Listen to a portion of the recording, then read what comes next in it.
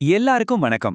இன்னைக்கு நாம சித்தர் அகத்தியரோட சித்தன் அருள் நூல்ல இருந்து ஒரு ரொம்ப எளிமையான செயலுக்கு பின்னால ஒளிஞ்சிருக்கிற ஒரு பெரிய ஞானத்தை பத்தி விரிவா பார்க்க போறோம். வாங்க, நம்ம இந்த பயணத்தை அந்த மகா சித்தருக்கான ஒரு வணக்கத்தோட ஆரம்பிக்கலாம். ஓம் அகத்தீசாய நம. இந்த மந்திரம் நம்ம மனசை ஒருமுகப்படுத்தி வரப்போற ஞானத்தை ஏத்துக்கிறதுக்கு நம்மள தயார்படுத்தும். இன்னைக்கு நம்ம பேச போற விஷயத்தோட மையமே ஒரு நீர்மோர் பந்தல் தான். என்னது நீர்மோர் பந்தலா? அதுல என்ன பெருசா இருக்குன்னு யோசிக்கிறீங்களா? ஆனா அகத்தியர் சொல்றாரு, இந்த சின்ன விஷயத்துக்கு பின்னால ஒரு பெரிய புண்ணியமே அடங்கியிருக்கான். அது எப்படின்னு தான் நாம பார்க்க போறோம். இங்க பாருங்க, அகத்தியரே நமக்கு ஒரு உத்தரவாதம் தர்றாரு. நான் திரும்ப திரும்ப சொல்றேன், அவரே அழுத்தி சொல்லும்போது அதோட முக்கியத்துவம் நமக்கு புரியுது இல்லையா? அவர் பேச்சை கேட்டா கவலைகள் இருக்காது, குற்றங்களும் இருக்காதுன்னு சொல்றது எவ்வளவு பெரிய ஆறுதலான விஷயம். சரி, அப்போ அந்த காலத்தால அழிக்க முடியாத அறிவுரையில முதல் பகுதிக்குள்ள போலாம். அப்படி கவலையே இல்லாத ஒரு வாழ்க்கைக்கு அவர் காட்டுற வழிதான் என்ன? இதுதாங்க விஷயமே. ரொம்ப எளிமையான ஆனா ரொம்ப ரொம்ப சக்தி வாய்ந்த ஒரு கட்டளை. எல்லா ஜீவராசிகளுக்கும் உதவணும்.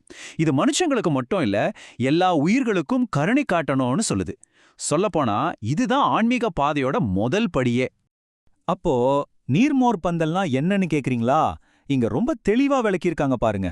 குறிப்பா வெயில் காலத்துல ரொம்ப களைச்சு போய் வர்ற வழிபோக்கர்களோட தாகத்தை தீக்கிறதுக்காக எந்த காசும் வாங்காம மோர், தண்ணி, சில நேரம் சாப்பாடும் கொடுக்கற ஒரு சின்ன பந்தல். இது ரொம்ப காலமா நம்ம கிட்ட இருக்கிற ஒரு கருணை நிறைஞ்ச சேவை. சரி, அடுத்த பகுதிக்கு போலாம். இந்த வழிகாட்டுதல எப்படி நாம செயல்படுத்துறது, உயிர்களுக்கு சேவை செய்யறது பத்தி அகத்தியர் என்ன சொல்றாருன்னு பாப்போம். அகத்தியர் ரொம்ப தெளிவா சொல்றாரு. நடந்து போறவங்களுக்கு மோர் கொடுக்கறது, பசியோட இருக்கிறவங்களுக்கு சாப்பாடு கொடுக்கறது, இந்த மாதிரி விஷயங்களை செய்யணும்னு சொல்றாரு. இங்க நாம கவனிக்க வேண்டியது என்னன்னா, இதெல்லாம் வெறும் செயல்கள் இல்ல, இவைகளை புண்ணிய காரியங்கள்னு அவர் சொல்றாரு. பாருங்க, இந்த புண்ணிய பாதையை நாம ஒரு 3 சுலபமான படியா பிரிச்சுக்கலாம். 1, அந்த பந்தலை அமைக்கிறது. 2, தேடி வரவங்களுக்கு சேவையை வழங்குறது. 3வது ரொம்ப ரொம்ப முக்கியமான விஷயம், அவங்கள மகிழ்விக்கிறது. இந்த 3வது படிதான் இருக்கிறதுலே ரொம்ப முக்கியம். சரி, இதெல்லாம் செய்யறதால நமக்கு என்ன கிடைக்கும்? இதோட விளைவு என்ன? வாங்க, இப்ப நம்ம கடைசி பகுதிக்கு வந்துட்டோம். ஒரு சந்தோஷமான மனசோட பரிசு என்னன்னு இப்ப பார்க்கலாம். இந்த மாதிரி நாம செய்யற செயல்களுக்கு கிடைக்கிற பலன் தான் புண்ணியம். புண்ணியம்னா என்ன? ரொம்ப சிம்பிளா சொன்னா, நாம நேர்மையா எந்த எதிர்பார்ப்பும் இல்லாம கருணையோட செய்யற ஒவ்வொரு நல்ல காரியத்துக்காகவும் நமக்கு கிடைக்கிற ஒரு ஆன்மீக மேன்மை. எல்லா தானத்திலையும் அகத்தியர் ஒரு விஷயத்த ரொம்ப விசேஷமா சொல்றாரு. நீர்த்தானம் பெரும் புண்ணியம் அப்பா. அடையப்பா, யோசிச்சு பாருங்க. ஒருத்தரோட தாகத்தை தீர்க்கிறது மத்த எல்லா தானத்தை விட எவ்வளவு பெரிய புண்ணியம்னு இதுல இருந்து புரியுது. இப்போ நாம இந்த போதனையோட உச்சக்கட்டத்துக்கே வந்துட்டோம். இதுதான் ரொம்ப ரொம்ப முக்கியமான ஒரு பாயிண்ட். நம்ம புண்ணியம் எப்படி அதிகமாகுது தெரியுமா? அவங்களோட மனசு சந்தோஷப்பட்டாலே போதும், உனக்கு புண்ணியம் பெருகும் அப்பா.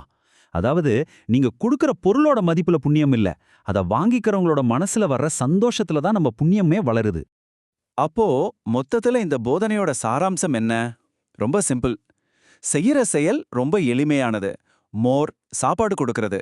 அதுக்கு பின்னால இருக்கிற நோக்கம் ரொம்ப உயர்ந்தது. எல்லா உயிர்களுக்கும் உதவுறது. ஆனா அதனால கிடைக்கிற பலன் இருக்கே, அது ரொம்ப ஆழமானது. மத்தவங்களோட சந்தோஷம் மூலமா நம்மளோட புண்ணியம் வளருது. சித்தரோட இந்த அருள்வாக்கு இன்னைக்கும் நமக்கு வழிகாட்டுது இல்லையா? சரி, இப்ப உங்ககிட்ட ஒரு கேள்வி. இந்த மாடர்ன் உலகத்துல ஒரு நீர்மோர் பந்தல்னா எப்படி இருக்கும்? அது ஒரு புன்னகையா இருக்கலாம், தேவைப்படுற ஒருத்தருக்கு நாம செய்யற சின்ன உதவியா இருக்கலாம், இல்ல ஆறுதலா சொல்ற 2 வார்த்தைகளா கூட இருக்கலாம். உங்களோட நீர்மோர் பந்தல் எதுன்னு கொஞ்சம் யோசிச்சு பாருங்களேன்.